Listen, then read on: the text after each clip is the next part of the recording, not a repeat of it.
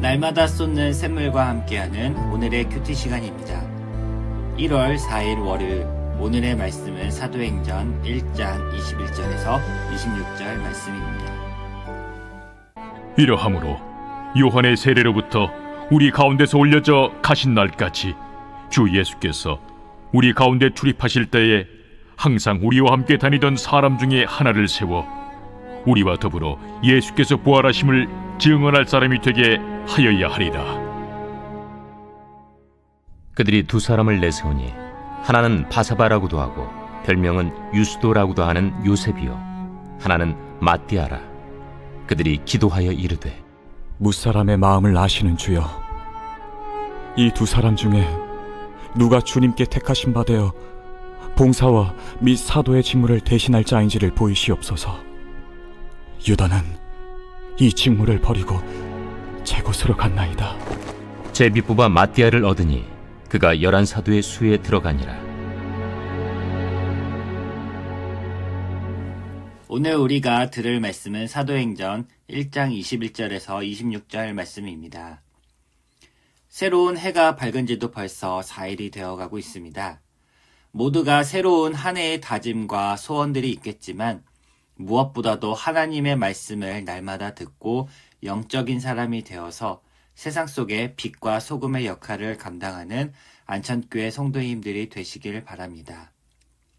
오늘 우리가 들을 말씀은 사도행전 1장의 말씀입니다. 본문에 들어가기 앞서서 사도행전에 대해서 간단히 살펴보고자 합니다. 사도행전은 앞서서 우리가 들었지만 누가 누구에게 쓴 글인지 중요합니다. 저자는 누가복음의 저자인 누가입니다. 이 누가가 데오빌로를 향해서 쓴 서신이 바로 이 사도행전입니다. 그렇다면 데오빌로는 누구일까요? 정확하게 누구인지 성경에서 알 수는 없지만 누가복음 1장 3절에서 4절 말씀에서 데오빌로는 누가복음에서 가카라고 불렀습니다. 가카라는 호칭은 로마에서 총독 이상의 버금가는 권력자에게 붙여지는 호칭입니다. 즉 데오빌로는 로마의 높은 고위층에게 누가가 책을 써서 복음을 전했던 사람입니다. 그리고 데오빌로라는 이름은 니고데모의 니코스와 데모스가 합해져서 만들어진 헬라 이름과 마찬가지로 하나님의 뜻을 갖고 있는 데오스와 사랑이다라는 이름의 뜻을 가진 필로스가 합해져서 만든 이름입니다. 즉 데오빌로는 하나님을 사랑하는 사람이라는 뜻을 갖고 있는 예명입니다. 누가는 이 데오빌로라는 사람이 정확히 누구인지 알 수는 없지만 이 사람에게 복음서를 써서 보냈습니다. 복음서에서는 우리를 위해 오신 메시아가 누구이며 그분은 하나님의 아들이시고 그분의 사랑과 희생으로 말미암아 우리가 악에서 구원받았음을 알려주었습니다.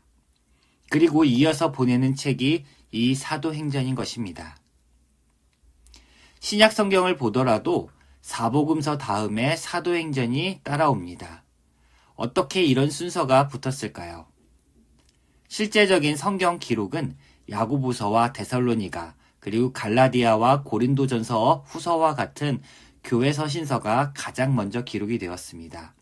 그리고 누가복음과 사도행전은 그 뒤에 기록이 되었습니다. 그렇다면 왜 복음서 다음에 사도행전이 배치되었을까요? 그 이유는 1장 3절에 있습니다. 그가 고난 받으신 후에 또한 그들에게 확실한 많은 증거로 친히 살아계심을 나타내사 40일 동안 그들에게 보이시며 하나님 나라의 일을 말씀하시니라. 아멘. 이 구절에는 예수님이 친히 제자들 앞에서 살아계심을 나타내 보이셨다라고 말하고 있습니다. 마찬가지로 요한복음 21장 1절에서도 같은 구절이 나타납니다. 그 후에 예수께서 디베라 호수에서 또 제자들에게 자기를 나타내셨으니 나타내신 일은 이러하니라 라고 말하고 있습니다.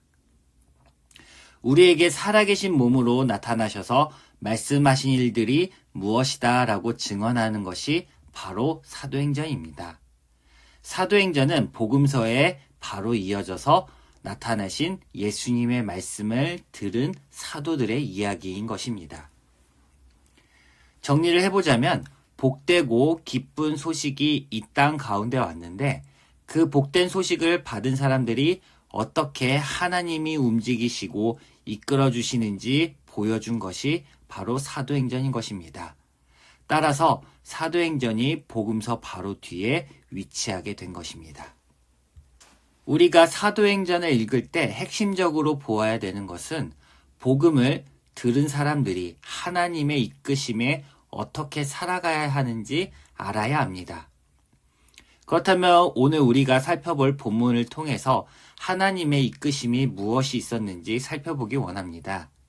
1장 21절에서 26절은 사도들 가운데 배신자였던 유다를 대신해서 다른 사도를 세울 것을 베드로가 제안하고 있습니다.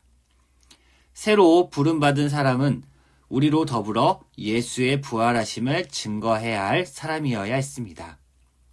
그리고 요한의 세례부터 예수께서 출입하실 때까지 항상 우리와 함께 다닌 사람 중에서 세우기를 원했습니다.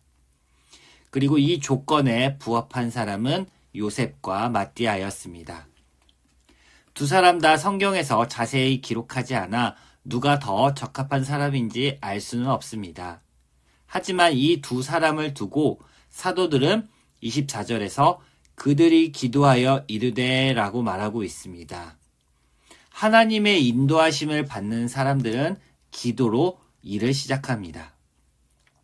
유다는 비록 같은 사도였고 같이 함께 생활하였지만 그리스도를 배반했기 때문에 그에게는 하나님의 인도하심이 없었습니다. 오히려 그에게는 태어나지 않았으면 좋았을 사람이 되었습니다. 사도들은 힘써 기도하였고 또 제비뽑기로 진행하였습니다. 이 제비뽑기 방법은 달리 종결 지을 수 없는 일을 결정하기 위해 합법적으로 행했던 방법입니다. 이는 진지한 규범과 깊은 기도와 함께 이루어졌습니다.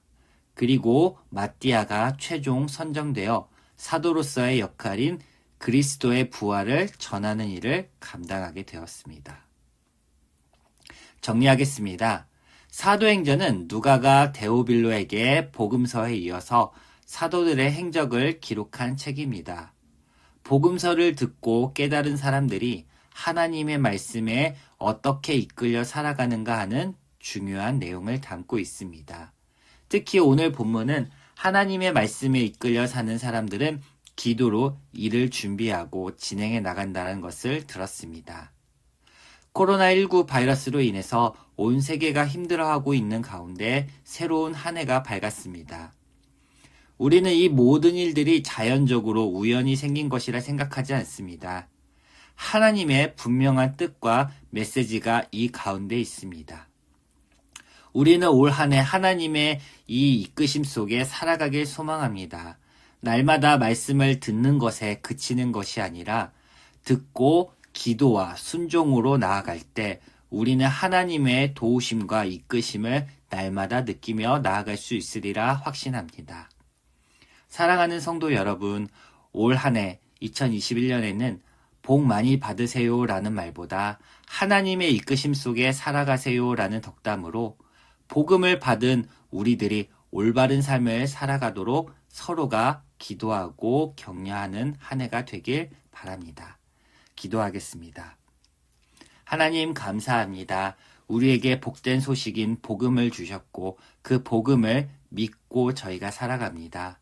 앞서 사도들을 통해서 복음을 믿는 사람들이 어떻게 살아가야 하는지 우리에게 일러주셨습니다. 우리도 기도와 순종함으로 나아가길 원합니다. 올 한 해 성도인들에게 기쁨과 감사가 넘치는 한 해가 될 수 있도록 도와주시며 우리에게 말씀의 복이 늘 임할 수 있도록 도와주시옵소서. 감사하며 예수님의 이름으로 기도합니다. 아멘.